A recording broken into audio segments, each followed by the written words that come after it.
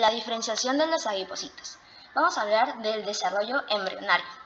Tenemos que los adipocitos blancos se forman a partir de células mesenquimatosas perivasculares, es decir, los eripocitos, los cuales se encuentran en la adventicia de pequeñas vénulas que vienen a ser vasos sanguíneos que recogen la sangre de los capilares.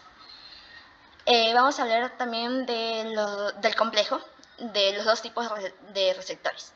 Tenemos el receptor activado por proliferadores de peroxisomas y el receptor X de retinoides, los cuales son un complejo que ayudan en el papel de la diferenciación de los adipocitos. Este complejo induce a la maduración de lipoblastos tempranos, que vienen a ser como los fibroblastos del tejido conjuntivo, ¿ya? Ayuda a la maduración de lipoblastos tempranos hacia las células adiposas del tejido adiposo blanco. Los genes de diana, es decir, receptor activado por proliferadores de peroxisomas, ejercen un efecto de mecanismo hipogenético e inician el almacenamiento de triglicéridos. Como consecuencia, el complejo de receptor activado por proliferadores de peroxisomas y el receptor X de retinoides es como una especie de interruptor maestro que ayuda en la diferenciación de los adipocitos blancos. Eso hay que tenerlo en claro, que este complejo ayuda a la diferenciación de los adipocitos blancos. Entonces, el tejido adiposo blanco comienza a formarse a partir de la vida fetal, es decir, que los lipoblastos se inician en el feto. A partir de esto, las células del estroma vascular, situados a lo largo de los vasos sanguíneos pequeños, no poseen los lípidos como se ven aquí, que estas cositas amarillas son los lípidos. Para que lo tengan en claro, los lipoblastos son los adipocitos, ¿ok? Ya. Entonces, tenemos que la agrupación de estas células se denomina como órganos adiposos primitivos, los cuales tienen lipoblastos tempranos y capilares que proliferan de forma activa. Los lipoblastos tempranos, que son los que están aquí, que los pueden ver aquí, se asemejan, como anteriormente dije, a los fibroblastos, pero con una diferencia que estos tienen inclusiones lipídicas pequeñas y una lámina externa delgada, como lo que se ve aquí. Estudios con el microscopio electrónico de transmisión demuestran que tienen una forma alargada, como se ve aquí, que tienen una forma alargada, tiene múltiples imaginaciones citoplasmáticas y una gran abundancia de retículo endoplasmático y aparato de Golgi.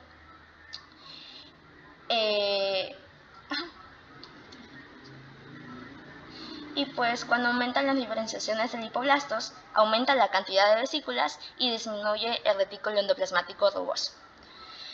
En cambio, el citoplasma aparecen inclusiones lipídicas pequeñas, vesículas pinocínicas y una lámina externa, que la lámina externa es la que distingue los adipocitos de las células propias del tejido conjuntivo.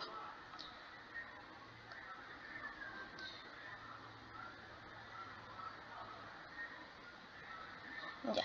Entonces, esto es un lipoblasto, ¿no? Tenemos que cuando pasan de ser tempranos a intermedios, se forman tornan como que con una forma ovoide. Y esto hace que cambien las dimensiones celulares, ¿no?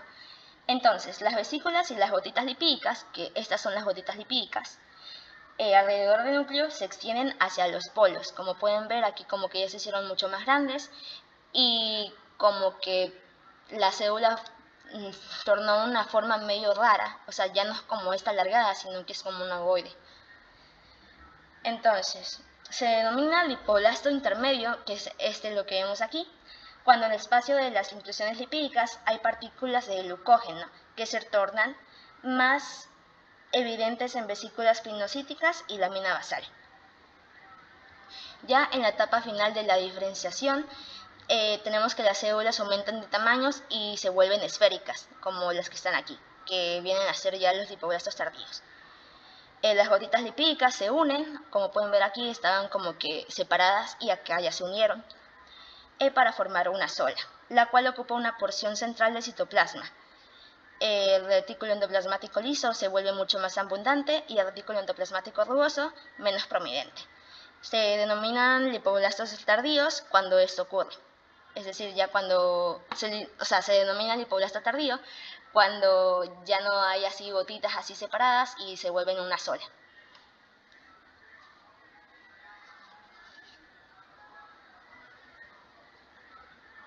Por último, la masa lipídica comprime el núcleo, la desplaza hacia una posición excéntrica, es decir, como vemos aquí, una posición excéntrica es cuando el núcleo ya no está en su forma en el centro, como debería ser normalmente, sino que se va hacia uno de los polos de la célula, como lo vemos aquí, que no está aquí, sino que por acá.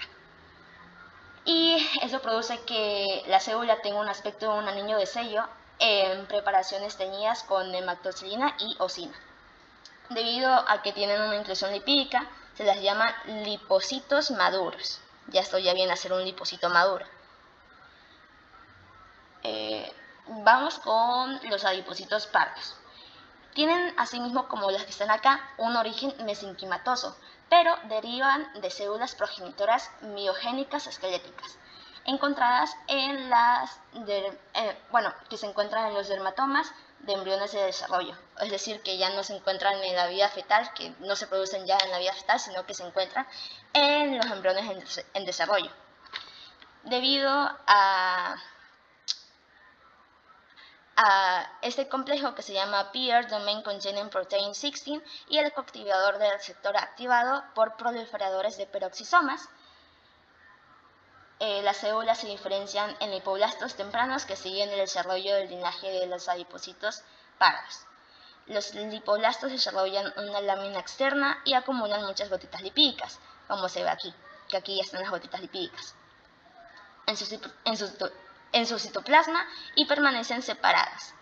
En preparaciones histológicas de rutina, las grasas se disuelven por solventes. Ya, entonces ahora vamos a hablar sobre la estructura de los adipocitos y el tejido adiposo. Cuando los adipocitos ahora vamos a hablar sobre la estructura de los adipocitos y el tejido adiposo. Cuando los adipocitos blancos están aislados, son como que esféricos, como se puede ver aquí. Se vuelven ovalados entonces ahora vamos a hablar sobre la estructura de los adipocitos y el tejido adiposo. Tenemos que cuando los adipocitos blancos están aislados, son esféricos. En cambio, se vuelven ovados al agruparse al tejido adiposo. Acá.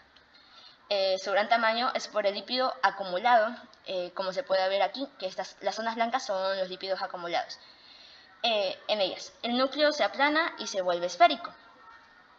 El citoplasma forma el borde delgado alrededor del lípido, es decir, toda esta malla que se ve por aquí. En preparaciones histológicas de rutina, las grasas se disuelven por solventes orgánicos, es decir, como el sileno. El aspecto del tejido adiposo es una malla en diseños poligonales y finas, como se ve aquí, que esta ya es la malla que viene a ser el tejido adiposo. La fina hebra que separa los adipocitos corresponde al citoplasma de ambas células, es decir, que esta es una célula, ¿no?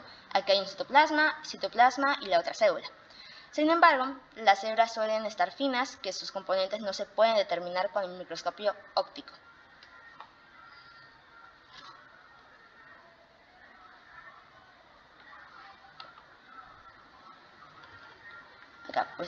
Pues el tejido adiposo, ¿qué es esto? Recibe irrigación a través de los vasos sanguíneos, que esos son los vasos sanguíneos, entonces reciben irrigación. Se observan capilares en ángulos de la malla donde convergen adipocitos que se encuentran en contra de otros, como los que se ven aquí, que están como que uno en contra de otros, ¿no? O sea, no están ni para allá ni para acá. Los adipocitos están... entonces también los adipocitos se encuentran rodeados por colágeno tipo 3. Y el microscopio electrónico de transmisión demuestra que la interfase de grasa contenido del citoplasma del adipocito está compuesta por más capas de lípidos condensados que de 5 nanómetros de espesor, reforzada por filamentos de vitamina paralelos de 5 a 10 nanómetros. Esta capa separa el contenido hidrófobo de la gotita lipídica de la matriz citoplasmática hidrófila. En el borde delgado, el del citoplasma rodea la gotita lipídica, hay formas filamentos de mitocondrias y muchos perfiles de retículo endoplasmático.